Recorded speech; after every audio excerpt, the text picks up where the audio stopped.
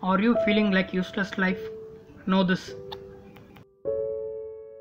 Once, a master and his monk went for a long walk. They started their walk at morning time. They walked for a long time. They both got tired. They didn't carry any foods. They both sat under a tree. The monk became hungry. He searched for some fruits. The zone they sat was full of trees, so the monk went to pluck some fruits from the tree.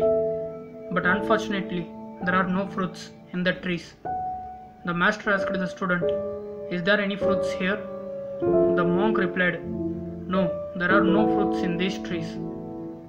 Master saw those trees and he replied, "These are herb trees.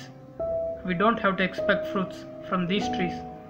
Monk replied, "Which means these are all useless trees?" Master told, "Don't say useless.